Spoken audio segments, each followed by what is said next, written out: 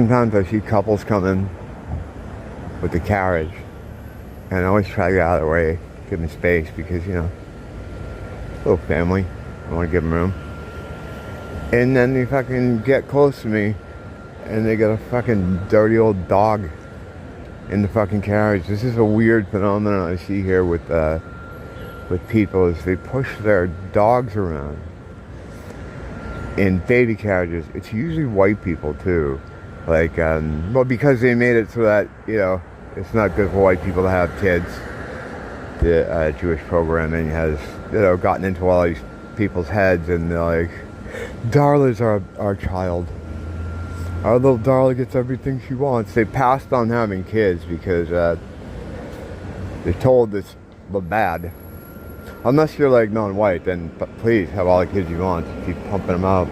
You don't want them? Oh, okay. Moloch will take them. Bring them down to the fucking. Bring them down to the abortion clinic. It just kind of makes me sick. You know, it's like, fuck. There's a lot of people pushing baby carriages without babies in them. You know, the homeless people do that thing too. And out of the corner of your eye, you're like, oh fuck, I'm gonna get out of the way here, and then it's just garbage. You know, they literally like just cart garbage around. It's weird. Like I understand the whole thing about having your belongings with you and stuff, but a lot of them have that hoarding kind of problem, so they just keep trash. Yeah, I always fall for it too, like to jump out of the way for the baby car. I did just now with the people in the mangy old fucking dog. It was like a little fucking, I don't know what it was, but it wasn't a cool dog. It was like, you know, I think mangy is the right word for it. But since they're, you know, they're not going to have children, that's their kid. Fucking sickening. Already off to a disheartening start. Well, I just fucking lost 10 minutes.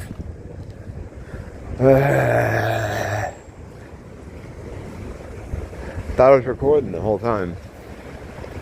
We almost even had an altercation that I'm glad I got, even though it didn't happen. I'm like, let's fucking go over there and see if there's something to this. Do I start all over again? I don't have the fucking strength to. My creative juices are on. when I do 10 minutes, I think it's pretty good, and I look and it wasn't fucking recording, it makes me a little bit too angry to fucking do it. So maybe later I'll finish this fucking thing.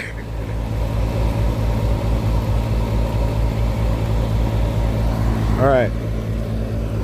It's fucking recording. Yeah, I think sometimes, usually I just, I'm too concerned with who's around me and what's going on around me that I don't pay attention to the fucking screen.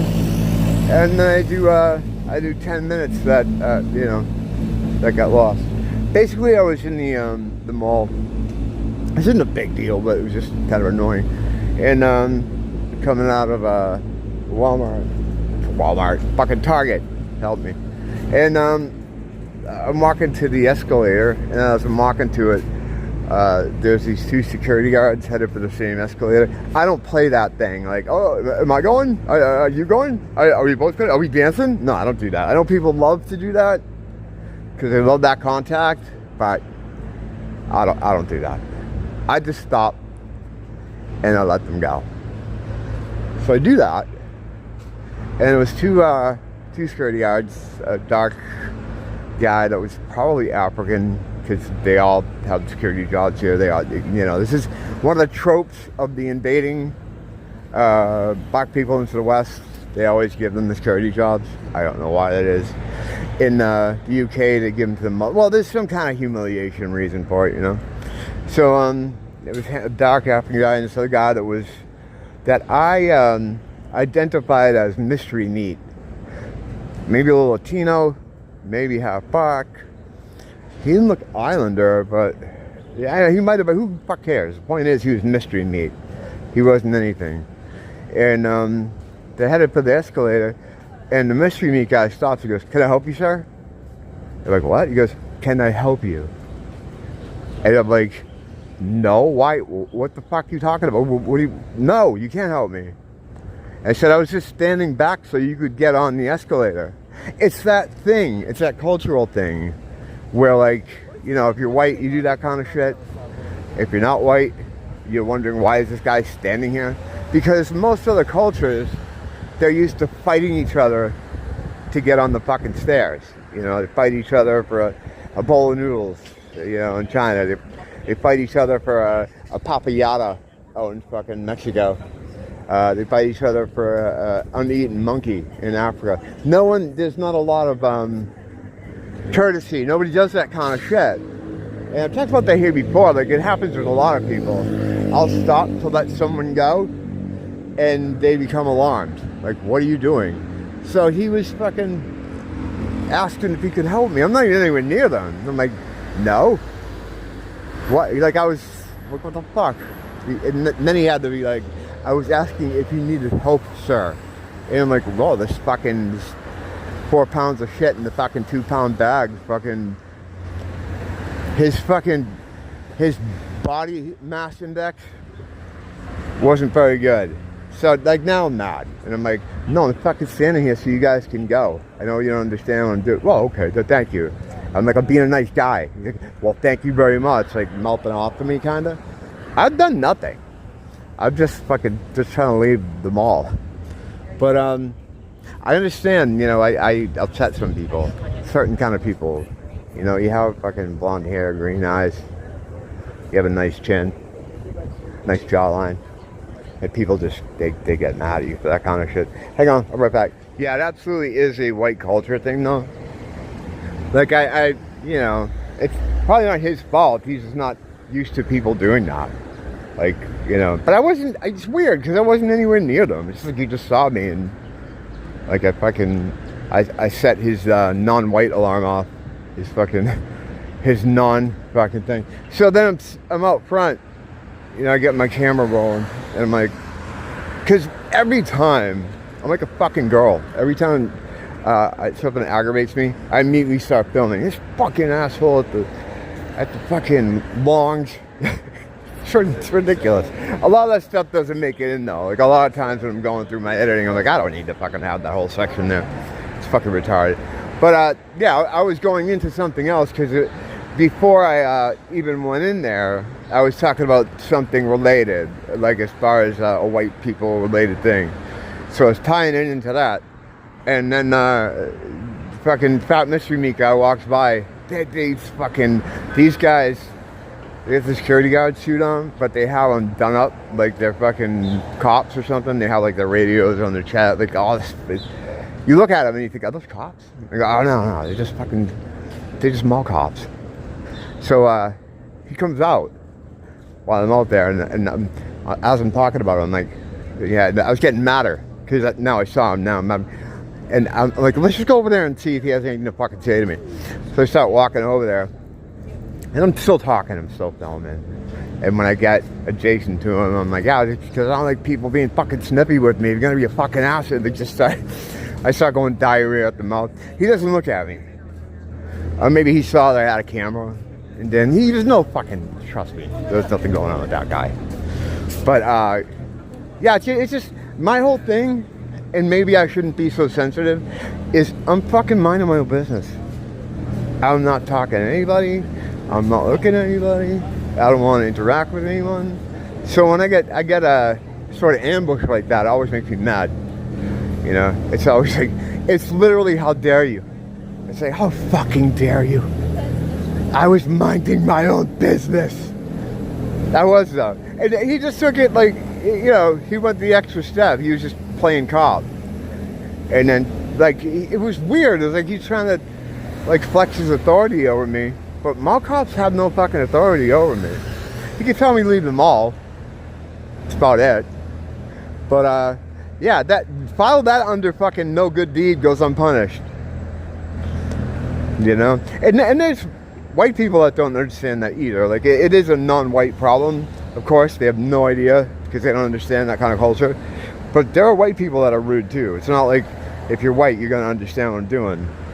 But if you're white, you have a better chance of understanding what I'm doing. It's not a complete cultural blindside. So if you ever look how people fucking buy things in other countries or do things, even in Asian countries, and Asians are like my favorite people, but they'll kill each other if there's a noodle fucking salesman out there trying to hand out noodles. It's like, dudes, there's going to be plenty of noodles. You're going to have to push that old woman in the face. Did you have to push that old woman onto the ground? That's China, admittedly. They do a lot of shit. But a lot of countries, like third world or non-white countries, they don't do lines well. And a lot of times when I have problems with lines here, people trying to cut, it's always people from outside the U.S. and, you know, non-whites. Although I did have like a white, I don't know if you count gypsies as white, but I had a gypsy family fucking pissed me off really bad one day in Ross. I'm not going to go into it. But, you know, I consider them white. Right? Romanians, of course. Yeah. They're whiter than Jews. For damn sure. Yeah, I'll take a Romanian over a Jew. Fucking any, Jesus Christ. There's not even a question. Oh, I almost forgot. Look at this fucking ultimate fucking boomer juice that I just picked up in ABC. Look at this shit. Now, that's pretty much the Marvel Punisher logo.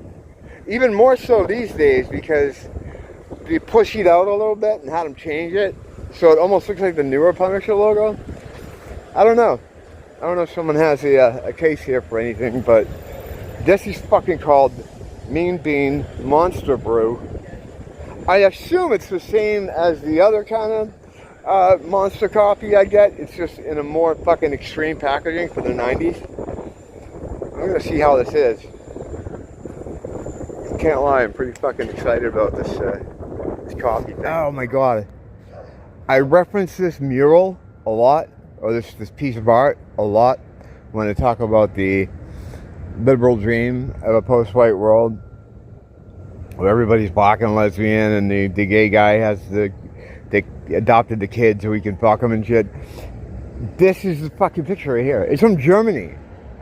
I thought it was from Canada. Well, they're fucking about the same in fucking cucked outness. But yeah, this is it. This is their world post-white male. Like, this is what they, straight white male, I should say, because there are some guys that look like males, but they could be transgendered. You know, could be those bearded women. I don't know. The one holding the baby there, who's like, can't wait to get him home. He must have just left the fucking office, the adoption agency. Probably a Christian adoption agency that fucking signed the I's and fucking dotted the T's for him too, you know? And that's their idea of this utopia that would happen after they finally get rid of people like me. That's the utopia, you know? That's the place without green-eyed blonde fucking legends like myself. That's what they envision it to be. Now, what it would really be, okay, would be fucking, it would be like if you know the Judge Dredd comic books, outside the mega cities, they had a place called the Cursed Earth, where like no one could live except the radiated mutants and shit.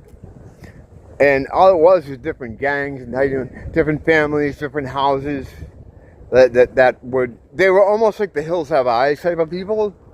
They would live out in the wasteland, and Judge Dredd would sometimes have to tangle with them. They had the guy with he had a dial on his head to I forget what his deal was, but they had a dial on his head to make him matter. They show the Cursed Earth in the Stallone movie. Which, aside from a few fucking weird things, wouldn't have been that bad, you know. And it's like, it's Stallone, they have to show his face. I understand that. It works better when he has a mask. The Carl Urban one was, of course, way better. I would have liked to have seen the world a little bit more. It seemed like the world was almost too, I mean, that world just looked like Chicago is now.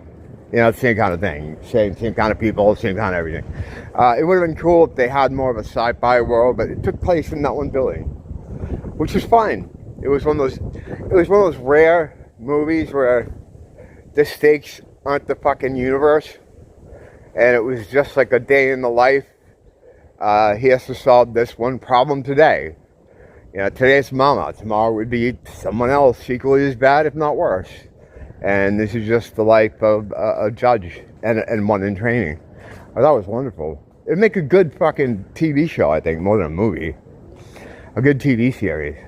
To get you so much more with that. Especially now in the age of like TV.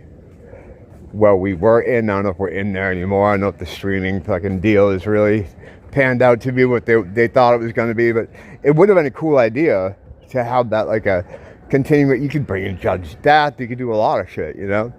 They had the Apocalypse War with the Sovs, which is kind of why they had that fucking wasteland anyway. But yeah, that the Utopia, the post-me Utopia, would look would be the cursed earth. That's what it would look like within days. You know, the darker people would eat all the white people that eat them so fast. Because white people are like, what? Where are your allies? They don't understand. You know, cannibalism is still something that happens every day in Africa. I have the footage. I have a whole folder full of it. You know, the guys in modern t-shirts and clothes cooking up a guy, cooking up a friend, or someone that, you know, someone that ran afoul of them, and they're fucking drinking the broth that he's in. Cannibalism is alive and well. They knew that when they first contacted that continent, though, the first explorers that went over there. And they came back with a warning, like, just don't go there. There's nothing there but retarded savages who will eat you. And, you know, centuries later, it's the same thing. As if you look at our traditional tribe page on Instagram, it shows you they haven't really evolved at all. You can take them here and put them in a fucking Fila fucking tracksuit and then wonder why they machete your fucking neighbor to death. But, I mean, that's fucking the Jewish magic. They're just like you, Goyim. The only thing different is a color difference. There's no difference between you. Forget about the brain. What a brain. Oh, we got a smart guy over here. He wants to look at the brain. Oh, physiology? Oh, we've got a gym teacher here. He wants to look at bone density. Look, Goyim, here's the way it's going to be. Magutu is going to live right next to you. You can call him Jeff from now on. And, you know, you might hear some sounds coming out of the apartment that night. Maybe some screams, maybe some, oh, please, get away from me. Don't worry about it. That's just his cultural customs. Because you gotta let these people have their cultural customs, Goyim. I mean, cattle. I mean, sir.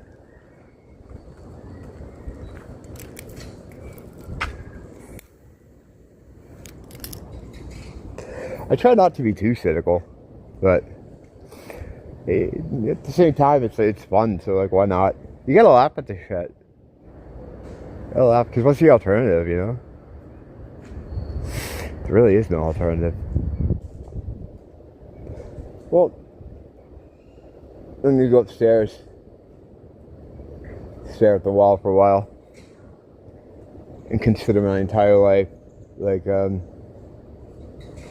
that, like what's his face does before he does a performance. That Walk Hard, fucking great movie. Dewey Cox has, how you doing? Dewey Cox has to think about his whole life before he goes on stage.